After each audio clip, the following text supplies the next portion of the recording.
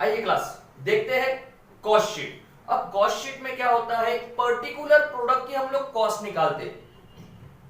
एक particular product की हम लोग क्या निकालते हैं, कॉस्ट। तो पर्टिकुलर प्रोडक्ट की कॉस्ट स्टार्टिंग से एंड तक निकालेंगे। तो पर्टिकुलर प्रोडक्ट को बनाने के लिए जो जो चीज लगेगी उसकी हम लोग कॉस्ट निकालेंगे। जो जो चीज लगेगी वो हो जाएगी उसकी कॉस्ट। एक पर्टिकुलर प्रोडक्ट को बनाने के लिए जितना खर्चा लगेगा प्रोडक्ट को बनाने तक, पूरा फिनिश गुड्स होने तक, बेचने के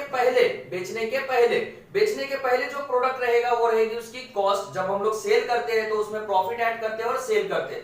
तो प्रोडक्ट को बनाने तक का खर्चा उसको बोलते हैं हम लोग कॉस्ट।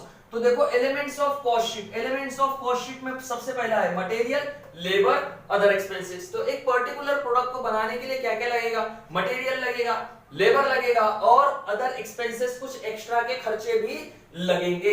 तो मटेरियल में हमारे पास दो कैटेगरी है।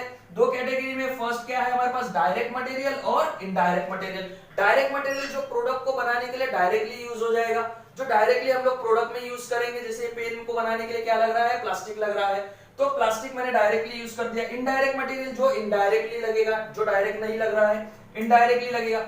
अब लेबर में भी दो है, डायरेक्ट लेबर और इनडायरेक्ट लेबर। डायरेक्ट लेबर जो डायरेक्टली मटेरियल को बनाने के लिए यूज होते हैं, मतलब जो डायरेक्टली जो मशीन पे वर्क करते हैं, मटेरियल को बनाते हैं, वो direct labour. Indirect material, material को उतारना, चढ़ाना, गुड्स बनने के बाद सामने भेजना, तो ये इनडायरेक्ट लेबर में आ जाएंगे। अदर एक्सपेंसेस में भी दो है, डायरेक्ट एक्सपेंसेस और इनडायरेक्ट एक्सपेंसेस, जो डायरेक्टली यूज हो जाएंगे। जैसे मटेरियल लग गया, लेबर लग गया डायरेक्टली, फिर और भी कुछ एक्स्ट्रा खर्चा लग जाएगा डायरेक्टली, तो डायरेक्ट एक्सपेंसेस, ठीक है। और उसमें आता है एक इनडायरेक्ट अदर एक्सपेंसेस। तो इनडायरेक्ट में कैटेगरी है क्लास कौन सी, works overhead, administrative overhead and selling and distribution overhead. Works overhead को फैक्ट्री ओवरहेड भी बोलते हैं, एडमिनिस्ट्रेटिव ओवरहेड को ऑफिस ओवरहेड भी बोलते हैं और सेलिंग एंड डिस्ट्रीब्यूशन ओवरहेड। तो इतना ही, ये सारी के सारी है मेरी कॉस्ट। मटेरियल लग गया, लेबर लग गया, अदर एक्सपेंसेस लग गया। तो इसके थ्रू हम लोग निकाल लेंगे प्राइम कॉस्ट, ठीक है। फिर वर्क ओवरहेड से हमारे को फैक्ट्री कॉस्ट, वर्क कॉस्ट मिल जाएगी। एडमिनिस्ट्रेटिव ओवरहेड से हमारे को प्रोडक्शन कॉस्ट मिल जाएगी। सेलिंग एंड डिस्ट्रीब्यूशन ओवरहेड से हमारे को टोटल कॉस्ट मिल जाएगी। तो समझते हैं प्राइम कॉस्ट। तो प्राइम कॉस्ट कैसे निकालेंगे, प्राइम कॉस्ट निकालने के लिए मुझे चाहिए मटेरियल कंज्यूम। क्या चाहिए, मटेरियल कंज्यूम, मतलब डायरेक्ट मटेरियल बोल सकते हैं, डायरेक्ट मटेरियल। तो डायरेक्ट मटेरियल, प्राइम कॉस्ट निकालने के लिए मुझे डायरेक्ट मटेरियल, उसमें मैं प्लस कर दूंगा क्या, डायरेक्ट लेबर, और उसमें प्लस कर दूंगा मैं डायरेक्ट एक्सपेंसेस। तो मेरे को मुझे मिल जाएगी क्या, प्राइम कॉस्ट। मुझे क्या मिल जाएगी, प्राइम कॉस्ट। अब फैक्ट्री कॉस्ट निकालने के लिए मैं फैक्ट्री से रिलेटेड जितने भी एक्सपेंसेस होंगे वो मैं पूरे के पूरे ले लूंगा और फैक्ट्री एक्सपेंसेस प्लस कर दूंगा किसमें, प्राइम कॉस्ट में। तो prime cost plus factory overhead, then अब यहां पर निकालना है मुझे कॉस्ट ऑफ प्रोडक्शन, मतलब उसको बोलते हैं हम लोग ऑफिस कॉस्ट। तो कॉस्ट ऑफ प्रोडक्शन निकालने के लिए मुझे क्या लगेगा, मैंने अभी क्या निकाल लिया, मैंने निकाल लिया वर्क कॉस्ट। तो उसको मैं वर्क कॉस्ट प्लस कर दूंगा इसमें office overhead, work cost plus कर दूंगा ऑफिस ओवरहेड। तो क्या मिल जाएगी मुझे, production cost, cost of production, office cost मिल जाएगी। अब निकालना है मुझे सीओजीएस क्या होता है, सीओजीएस होता है कॉस्ट ऑफ गुड्स सोल्ड। तो सीओजीएस निकालने के लिए मुझे क्या है, ये मेरे पास जो प्रोडक्शन कॉस्ट है, ये जो मेरे पास प्रोडक्शन कॉस्ट है, ऑफिस कॉस्ट है, प्रोडक्शन कॉस्ट में मैं प्लस कर दूंगा opening stock of finish goods, और इसमें से माइनस कर दूंगा closing stock of finish goods. Minus करने के बाद मुझे मिल जाएगा, क्या मिल जाएगा मुझे, COGS, cost of goods sold. Then उसके बाद में मुझे निकालना है कॉस्ट ऑफ सेल, मतलब टोटल कॉस्ट।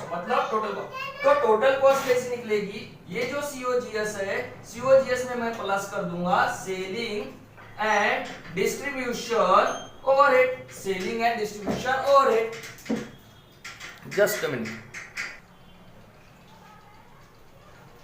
हाँ, तो कहा थे हम लोग, देखिए कैलकुलेशन कर रहे थे हम लोग, प्राइम कॉस्ट निकाल लिया, फैक्ट्री कॉस्ट निकाल लिया, कॉस्ट ऑफ प्रोडक्शन सीओजीएस निकाल लिया, टोटल कॉस्ट निकाल लिया। टोटल कॉस्ट कैसे निकाला, सीओजीएस में मैंने प्लस कर दिया सेलिंग एंड डिस्ट्रीब्यूशन ओवरहेड, तो मुझे मिल जाएगा टोटल कॉस्ट। अब समझते हैं कॉस्ट शीट के इसके फॉर्मेट को। तो इसका फॉर्मेट क्या है, ठीक है, तो यही फॉर्मेट है इसका, बेसिक फॉर्मेट है, एकदम सिंपल सा फॉर्मेट है।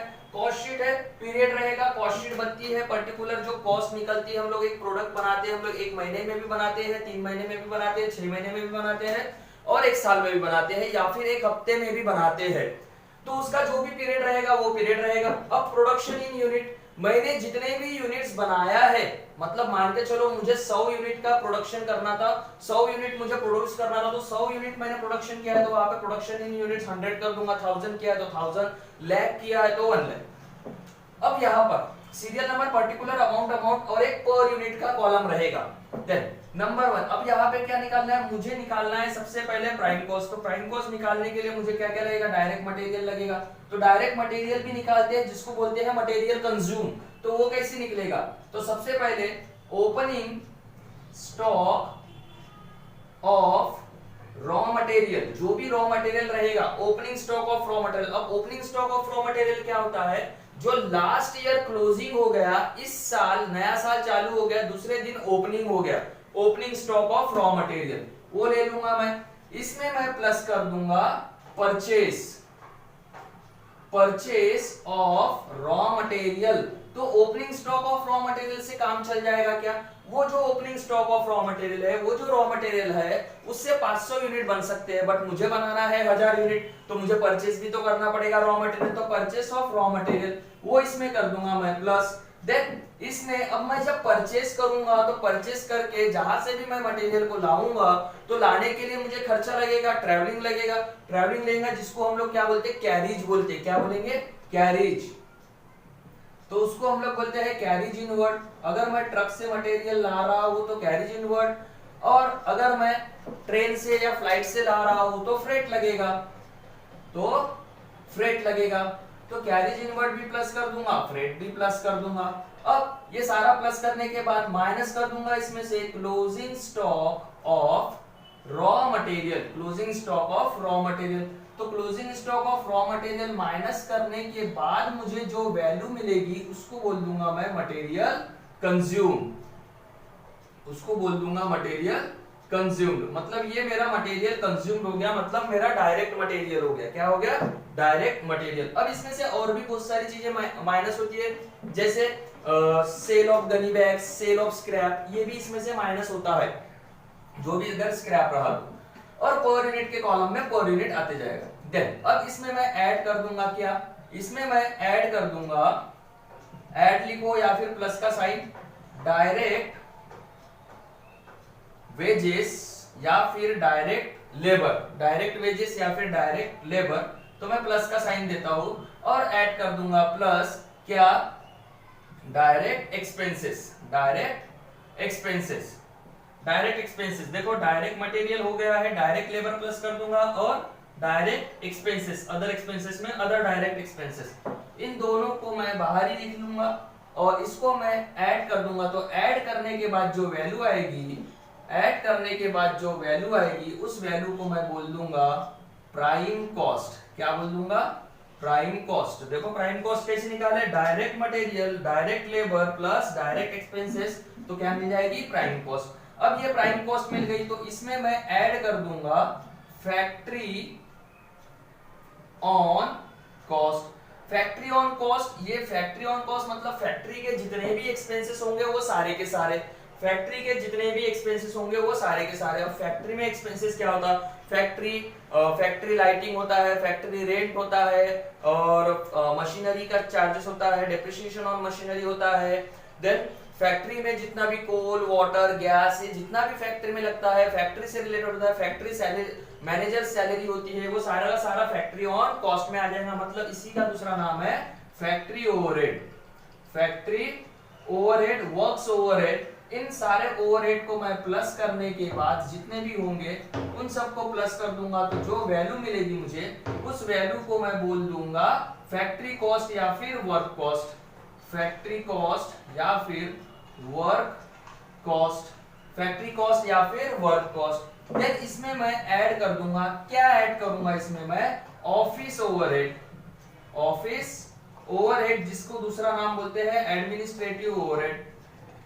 एडमिनिस्ट्रेटिव ओवरहेड, एडमिनिस्ट्रेटिव ओवरहेड भी बोलते हैं। तो जो भी एडमिनिस्ट्रेटिव ऑफिस ओवरहेड, जैसे ऑफिस का रेंट, ऑफिस सैलरी, एम्प्लॉय की सैलरी, ऑफिस ऑफिस में इलेक्ट्रिसिटी चार्जेस एटसेट्रा, जितने भी पोस्टेज, टेलीग्राम, स्टेशनरी, जो भी ऑफिस में यूज होता है, जितने भी एक्सपेंसेस होंगे ऑफिस के, वो सारे के सारे मैं प्लस कर दूंगा और मुझे मिल जाएगी यहाँ पर प्रोडक्शन कॉस्ट। क्या मिल जाएगी, प्रोडक्शन कॉस्ट मिल जाएगी। प्रोडक्शन कॉस्ट मिलने के बाद मैं इसमें ऐड कर दूंगा opening stock of finish goods. Opening stock of finished goods, opening stock of finish goods add कर दूंगा और माइनस कर दूंगा closing stock of finish goods. Closing stock of finish goods, closing stock of finish goods minus किया है, इसलिए bracket में डाल दिया। माइनस करने के बाद जो वैल्यू आएगी उस वैल्यू को मैं बोल दूंगा नंबर 4 COGS, मतलब cost of goods sold. Then इसमें प्लस कर दूंगा मैं selling and distribution overhead. Selling and distribution overhead plus करने के बाद मुझे जो वैल्यू मिलेगी उस वैल्यू को मैं बोल दूंगा टोटल कॉस्ट। टोटल कॉस्ट या फिर cost of sale, cost of sale, cost of sale भी बोल सकते हैं, टोटल कॉस्ट भी बोल सकते हैं। अब यहां पर कुछ प्लस करना पड़ेगा, क्या, प्रॉफिट जो कि गिवन होगा 1/4 ऑफ टोटल कॉस्ट या फिर 20% ऑफ टोटल कॉस्ट, या फिर सेल का दिया होगा, सेल गिवन होगा, सेल गिवन होगा तो सेल ले लेना है। सेल में से मैं अगर मैं टोटल कॉस्ट माइनस कर लूंगा तो मुझे क्या मिल जाएगा, प्रॉफिट मिल जाएगा, जो कि रहेगा मेरा बैलेंसिंग फिगर, जो कि मेरा रहेगा बैलेंसिंग फिगर।